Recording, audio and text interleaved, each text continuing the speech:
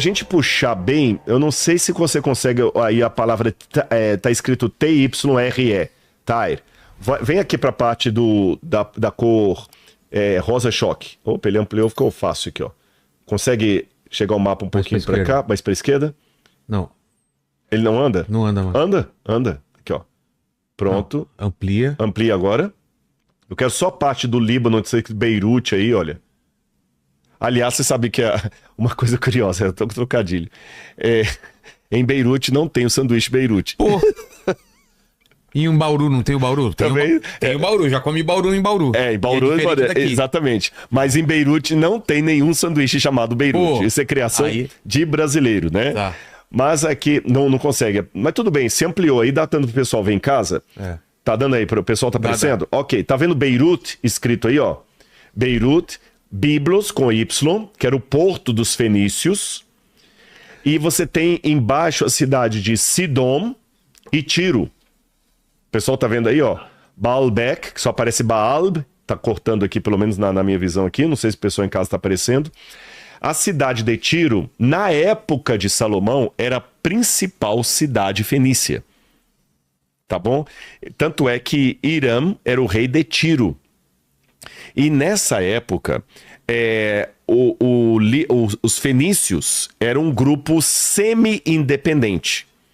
Porque eles pertenciam à grande Síria. Lembra que no slide anterior eu mostrei a Síria atacando Israel? Tanto é que eles falavam de Ciro-fenícios. Então essa cidade de Tiro, agora volta para mim aqui que eu vou contar para vocês um segredo. Hoje o mapa do Líbano, eu não coloquei esse slide, mas você consegue no Google pregar aí mapa do Líbano? Quero mostrar uma coisa curiosa do mapa do Líbano para o pessoal em casa acompanhar. O mapa do Líbano vai mostrar uma árvore muito famosa, que é a árvore assim, que é o símbolo daquele país. E é uma pena quando eu fui lá que eu vi o Líbano destruído, e agora está mais destruído ainda, Beirute e tal, porque é um povo muito educado, me trataram super bem. Não o mapa, não, a bandeira do Líbano, perdão. Mas tudo bem, já que você mostrou o mapa, vou valorizar o seu trabalho. Tá vendo a cidade de Tiro, que fica à beira-mar? Tiro, Sidom e Beirute. Beirute é a capital atual. Na época do rei Salomão, dessa cidade de Tiro, que está embaixo, que vieram os insumos para construir o templo de Jerusalém. Agora procura, por favor, a bandeira do Líbano. Eu acabei falando o mapa, né? Eu queria falar a bandeira do Líbano. E na bandeira do Líbano tem uma árvore, que é a árvore símbolo daquele país. Um país que, como eu falei, nossa, é bonito. Olha a bandeira do Líbano. Sabe que árvore é essa aí do meio da bandeira? Não. É o cedro. O cedro do Líbano. Inclusive lá no MAB, onde você esteve, eu passei um aperto agora com essas ventanias aqui. Nós temos o cedro do Líbano plantado no MAB. Que local lá ali no jardim da Bíblia lá atrás, onde a gente começou. E o cedro do Líbano com a ventania arriou. As raízes saíram. Exatamente, gente. Até por favor orem, porque eu tô agora sofrendo aqui, porque foi muita ventania que teve. E algumas árvores cederam. E como o cedro ainda estava novinho, ele tá com uns 2 metros e pouco, mas tá fininho. Ainda que o cedro é árvore frondosa, enorme. A de lá tá pequena ainda, então ele não aguentou e cedeu. E onde é que eu vou conseguir outro cedro do Líbano original aqui? Então, ore para que o pessoal está trabalhando lá. Agradeço ao pessoal Daniel do Jardim, o Clodoaldo lá também do sítio Raio do Sol, que estão fazendo de tudo ali para poder erguer de novo lá. Agradeço muito, mas não sei. Vamos ver o que vai acontecer. Bom, voltando ao que eu estava mencionando, tem a professora também agora, eu não posso esquecer, tem uma professora também lá. Ai, gente, fugiu o nome agora. Professor, desculpa. Tem a professora de agronomia lá do NASP também. Não é Cibele, não. Me fugiu o nome dela. Ai, que vergonha agora. Vergonha em rede nacional. Mas eu prefiro passar a vergonha a esquecer de mencionar o agradecimento também a essa professora que está nos ajudando lá. Desculpa, é 1000 coisas na cabeça aqui. Daqui a pouquinho vem, tá bom? Obrigado a esse time aí que está trabalhando no museu do MAB lá. E o nosso cedro do Líbano está arredendo. Mas por que eu mostrei a bandeira e falei do museu? Foi o cedro do Líbano, a madeira que foi levada de Tiro para Jerusalém para construir o templo de Salomão. Então, o rei de Tiro, chamado Hiram, ou Irão, acho tão feio em português, Irão. Irão. Ou Irão, né? Hiram o rei de Tiro. Ele mandou insumos, mandou trabalhadores, mandou artífices, os melhores arquitetos, ou seja, o templo de Jerusalém, o famoso templo de Salomão, foi construído graças à ajuda do seu amigo, o rei do Líbano, que na época não chamava Líbano, chamava-se Fenícia, ou Ciro Fenícia, tá bem? E era um rei poderosíssimo. É lógico, não foi nada de graça. Salomão, depois pegou algumas cidades e entregou para o rei de Tiro como pagamento pelo que ele fez. O templo de Salomão saiu tão caro que Salomão teve que pagar a dívida, dando terras para o que hoje seria o Líbano. Agora, veja bem, nessa época o Líbano era aliado de Salomão. Aliado forte de Salomão e Davi. Com o passar do tempo aconteceu um problema. Lembra que lá atrás eu comecei a contar a história da Assíria e que a Assíria caiu? Mostra o próximo mapa depois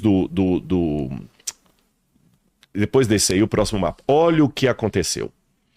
Aí tem uma cidadezinha chamada Babilônia. Tá vendo Babilônia escrito aí, ó? Sipar, Babilônia, Sipar, Babilônia e Nippur. Babilônia foi uma colônia que se rebelou contra aquela Assíria do Tiglat-Pileser. Na época não era Tiglat-Pileser, era o Senaqueribe. E a Babilônia consegue acabar com o reino da Assíria. Em 612 a.C., a Babilônia derrota a cidade da Síria, a cidade de Nínive, e a Babilônia toma o poder. E quando a Babilônia toma o poder, sabe o que acontece? A Babilônia quer dominar o mundo. Você já brincou de jogo de War?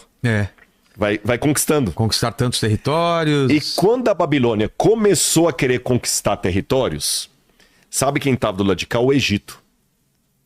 Aí a Babilônia começou a querer vir para lutar contra o Egito. Cada vez mais ao leste. Cada vez mais ao leste. Aí só que o rei de Judá, o rei Josias, que era um rei bom, mas ele cometeu uma bobagem. Ele foi querer entrar numa briga que não era dele. No meio dos dois? No meio dos dois, para apoiar o Egito ainda. Putz. E ele morreu em batalha, o rei Josias, sabe? E aí a Babilônia foi crescendo. E numa época em que Israel sentiu que a Assíria estava ficando fraca, o rei Ezequias cometeu um erro terrível por falta de humildade. A Babilônia, que estava crescendo, mandou embaixadores para Jerusalém. E você já viu algumas pessoas emergentes, assim, que ele foi pobre, agora é rico? Aí você chega na casa dele, ele faz questão de mostrar o quarto, o guarda-roupa, o closet, o banheiro, tudo, né? Quem é rico, que nasceu rico, você fica na sala da casa dele. Quando o camarada era pobre e ficou rico, vem cá pra você conhecer minha casa. Mostrar tudo, né? É muito estranho isso, né? É muito estranho. O rei Ezequias fez isso com os babilônios. Chegaram lá os babilônios, olha o ouro que nós temos, e quis assim se engrandecer. E a Bíblia fala que ele ia pagar caro esse preço. Só que ele acabou entregando o mapa do tesouro. Imagina, chegam uns caras que você nem conhece direito, na sua casa, você mostra pra ele o cofre, onde ficam as joias. Olha, isso aqui é a joia da minha esposa, tem muita joia, que eu gosto que ela usa joia mesmo, já falei, tem que usar muita joia. Olha aqui na garagem eu tenho um Porsche, olha aqui minha academia, olha esse óculos aqui que veio de tal lugar e tal. Cresceu o olho do outro. Aí o que os babilônios vieram depois, na época de Nabucodonosor? Vieram destruir Jerusalém. Ele fez 3 incursões sobre Jerusalém. Uma no ano 606 a.C., outra numa data que ainda é discutível, e a terceira e última em 587 a.C., ou 586, dependendo do calendário que você usa, e destruiu o templo de Jerusalém. Só que, vamos voltar para o mapa aqui. Se você olhar a linha pontilhada do mapa, é a linha que Nabucodonosor usou para atacar Jerusalém. Ele saiu de Jerusalém, passou por Sipar, foi subindo, passou por Recef, depois de Recef ele passou por Alepo. Alepo é Síria. Depois ele desceu por Ramat, depois ele passou perto de Biblos ali. Quando ele chegou perto de Tiro, ali, o que o Nabucodonosor fez? Essa viagem toda, se você vai de carro com a família de São Paulo para Salvador, você tem que parar no posto Eu ia falar no Graal, vou fazer merchan pra eles. Tem outros postos, né? Posto, Bom, pra não fazer merchan de ninguém, já falei do Graal aqui, né? Depois vocês mandam os royalties pro Vilela aqui, viu, Graal? Mas pra não falar de nenhum, toda a estrada tem o posto do gaúcho. Churrascaria Gaúchão. Todas têm. É verdade. E geralmente é cor-de-rosa, eu não sei porquê. Ah, é? Pode olhar. Atenção, quase toda. Desculpem os gaúchos, mas é verdade. Eu não tô fazendo tem nenhuma. Bastante também gaúchão. É sempre assim. É sempre ter um posto, churrascaria Gaúchão, e não sei porque é cor-de-rosa. E você tem que parar ali para abastecer o carro, para fazer um xixi, para poder. Tem que parar. Naquela época não tinha posto de gasolina. Você vinha com o exército, você dependia que cidades ao longo do caminho aceitassem da guarida pro seu exército, para ele beber água e tudo e continuar a viagem. Hoje, quando eu fui lá no Líbano, perto de Beirute, quando você sai um pouquinho assim na periferia de Beirute, tem lá um lugar que tem inclusive uma silhueta de um rei babilônico e uma inscrição babilônica que Nabucodonosor passou por ali. É um lugar até que tá assim, não muito protegidinho, fica perto de uma rodovia, de difícil acesso. Eu já estaria protegendo aquilo ali, cortando, levando para o museu, né? Mas tá lá, tá lá. O Nabucodonosor passou por ali. Ele passou por Tiro. E sabe o que o pessoal de Tiro fez? Parabéns, Nabucodonosor. Bem feito, Jerusalém. Uhul, destruiu Jerusalém. Nabucodonosor passou por lá na ida e na volta, depois de ter destruído o templo. Olha que curioso, pessoal. A cidade de Tiro, que construiu o templo de Jerusalém, comemorou a destruição do templo de Jerusalém. Que ironia da história. E eu vou mostrar isso para você na Bíblia. No livro de Ezequiel, capítulo 26, o profeta Ezequiel, que viveu nessa época, ele conta desse deboche de Jerusalém. Tá aqui, olha. Ezequiel capítulo 26 diz assim: no 11º ano, no primeiro dia do mês, a palavra do Senhor veio a mim, dizendo: filho do homem, Tiro, cidade do Líbano, disse a respeito de Jerusalém: bem feito. Ou seja, tomou na cabeça, comemoraram, fizeram um desfile. Aí Deus fala: foi arrombada a porta dos povos. Ela se abriu para mim. Eu me tornarei rico, mas ela será arrasada. Por isso, assim diz o Senhor: eis que eu estou contra você, ó Tiro, e farei subir muitas nações contra você, assim como o mar faz subir as suas ondas. Elas destruirão as muralhas de Tiro, derrubarão as suas torres, e varrerei o seu pó, e farei dela uma rocha lisa. No meio do mar, ela virá a ser um lugar onde pescadores secam as suas redes, porque eu anunciei, diz o Senhor. Vilela, quando Deus falou isso de Tiro, Tiro era uma cidade maravilhosa, era como Nova York, Londres, Paris. É como se falasse assim: Nova York, você vai ser jogada no meio do mar e as suas pedras vão virar lugar onde os pescadores enxugam as redes. Eu, quando fui à cidade de Tiro, eu mergulhei com cilindro. Sim. Inclusive, eu esqueci de trazer esses vídeos, eu podia mostrar para vocês. Eu tenho vídeo, até no programa que eu vi no Rotas Bíblicas, onde eu mergulho e lá debaixo do mar eu mostro as ruínas de Tiro debaixo do mar, como a Bíblia falou, as suas pedras serão lançadas no meio do mar. E quando eu saí do mergulho, que eu fui almoçar, sabe o que havia ali em toda a costa? Várias colunas da cidade de Tiro, antigas, que estavam ali no cais, ali na marina. E sabe o que eu vi? E tá filmado isso, tá? Enxugando em cima dessas colunas antigas, rede de pescador. Poxa.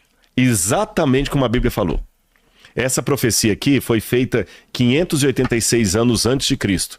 Então nós estamos aproximadamente quase 2.600 anos depois. E eu vi com os meus próprios olhos o cumprimento dessa profecia. Você tem que fazer não é o que vocês estão pensando, não. Se fizer aqui assim aqui é para subir, né? Exatamente. Então olha as colunas. E quando eu saí, aí eu vi, gente, eu ficava lembrando de Ezequiel 26, que ele falou: as suas pedras serão lançadas no meio do mar. Você virá a ser um lugar, uma penha descalvada. Eu ficava lembrando debaixo da água aí, vendo a profecia se cumprindo. Eu ficava pensando: gente, como é que eu vou ser ateu depois disso? Qual a chance matemática disso cumprir por mera coincidência? A chance matemática é remota. E depois que se quiser adiantar um pouquinho o vídeo, depois que eu saio da água, tem uma parte aí que eu vou ver. Aí, ó, nesse momento, essa aí, por aí, ó.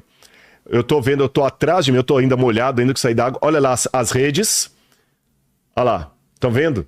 Aí tudo são partes de redes. E debaixo dessas redes eu tinha colunas. Tem uma parte do vídeo que eu mostro as colunas antigas e as redes. Isso é inclusive um barco fenício. Tá bem?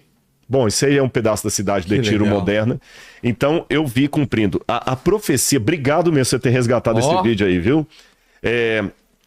E essa profecia foi tão forte que quando você vai no capítulo 27, o rei de Tiro é comparado a Satanás. Por quê?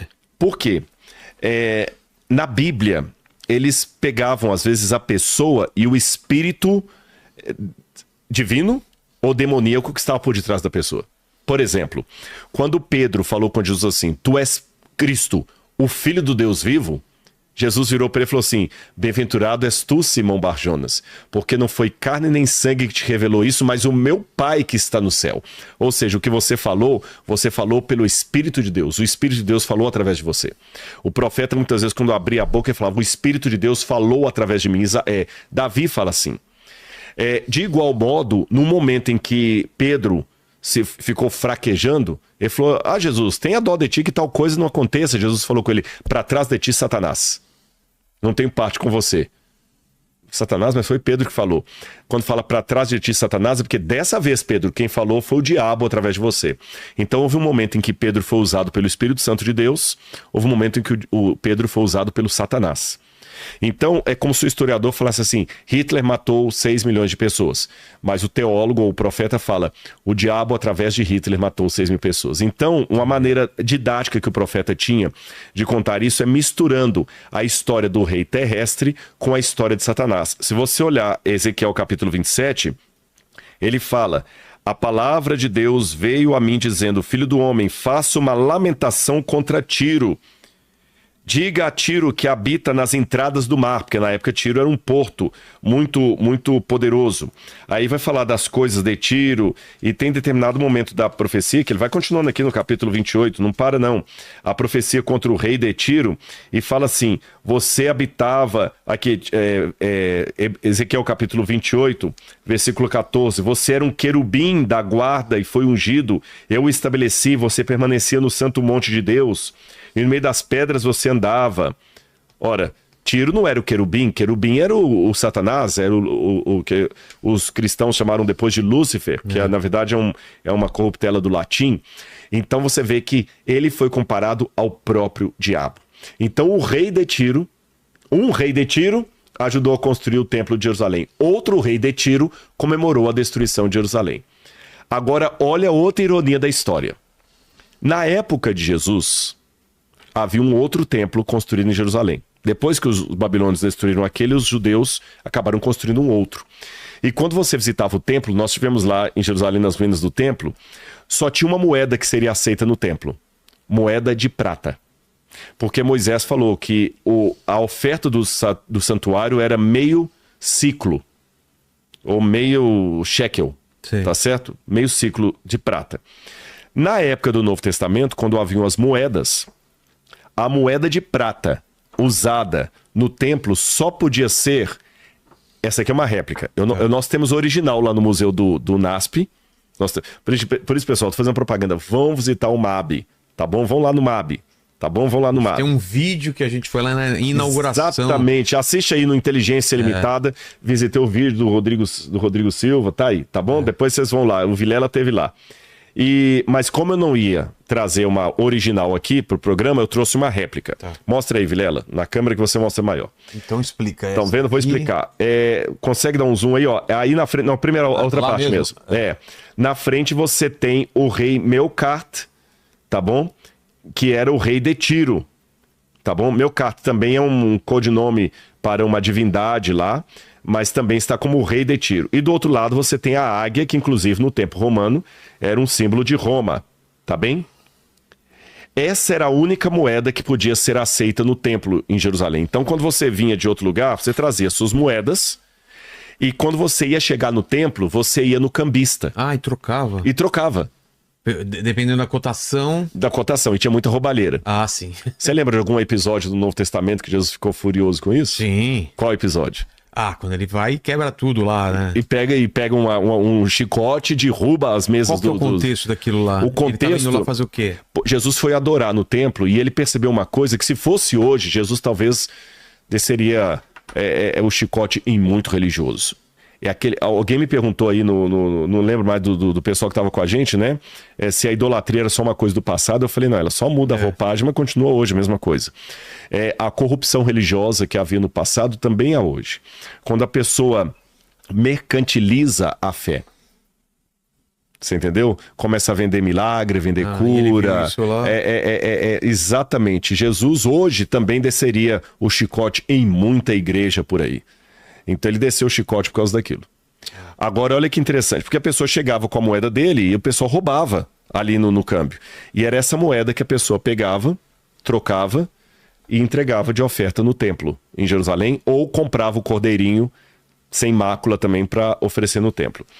Olha que curioso. Sabe onde essa moeda era feita? Onde? Em Tiro. Era cunhada lá. Por quê? Porque Tiro fabricava a moeda de prata mais pura de todo o Império Romano. Ela tinha 98% de prata pura e 2% de liga de outros elementos. Mas 98% era prata pura. Por isso que essa moeda era a única aceita no templo. Existe inclusive uma polêmica que, com o passar do tempo, alguns historiadores acreditam que quando Tiro foi proibida por Roma de cunhar moedas, Tiro não cunhava mais, então Jerusalém pediu autorização para cunhar as próprias moedas chamadas ciclo de Tiro. Sim. Aí, quando essas moedas passaram a ser cunhadas pelos judeus, sabe o que eles fizeram? Eu tenho uma lá no museu. Eles borraram o rosto do imperador e da águia. Então, você sabe, quando o rosto do imperador tá bonitinho e a águia bonitinha aqui, foi feita em Tiro. Sim. Quando tá borrada, foi feita em Jerusalém. Por causa da idolatria? Por causa da idolatria. Era uma maneira de não parecer que estava levando algo pagão pro templo. Entendi. Aí, olha que interessante. Tiro ajudou a construir o templo. Comemorou a destruição do templo. Foi comparado a Satanás. E as moedas que Tiro fabricava que eram as moedas usadas no templo. E quando Judas traiu Jesus, Judas ganhou 30 moedas de prata para trair Jesus. Judas ganhou 30 moedas dessa. Olha os altos e baixos da cidade de Tiro. Olha os altos e baixos do Líbano em relação a isso. É certeza que era essa moeda aqui. Era essa moeda, sim, porque Judas ganhou 30 moedas de prata, ele ganhou do sacerdote. E quando fala de prata, não está se referindo a nenhum... Não era estáter, não era porque a moeda de prata que era usada não era o estáter, não era a de... em todo lugar. Exatamente, era essa aqui. E os sacerdotes que pagam Judas. Entendi. Então ele recebe 30 moedas de prata. Era muita coisa? Não. 30 moedas de prata não era um valor Não, dava para comprar uma criança escrava, que não era uma coisa tão difícil de ter na época. Então não foi nem tanto dinheiro que eles venderam. É como se fosse hoje você trair alguém para comprar um iPhone. Putz. Nem do último modelo. Sei.